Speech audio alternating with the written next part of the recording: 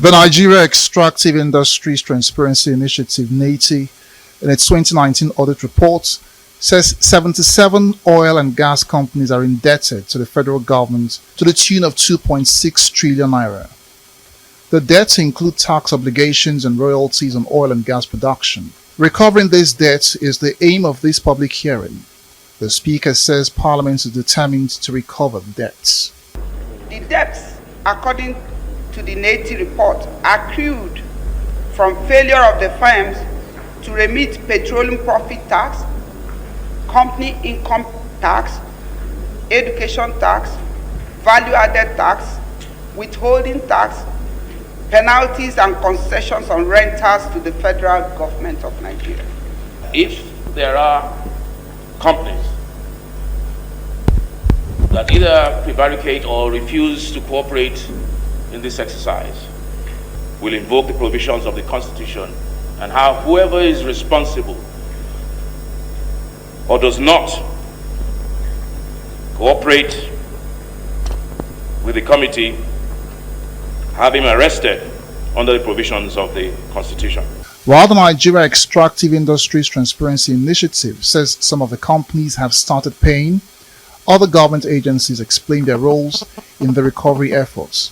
We are concerned about 2019, and our report emphasized that these payments were not made as at and when due as at 20th of December 2020.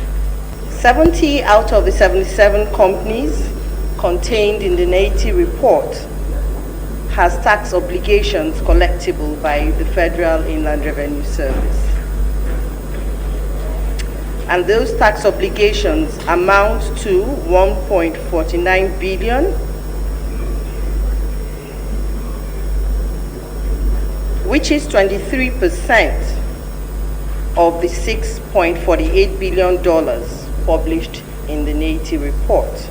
We have mentioned that some time back we had a spill of over 40,000 barrels of oil into the Atlantic Ocean within the exclusive economic zone of the federal government of Nigeria, and as a result of that, a sum of $3.6 billion was imposed on SNEPCO, Shell Nigeria Exploration and Production Company, but up to now, that had not been paid.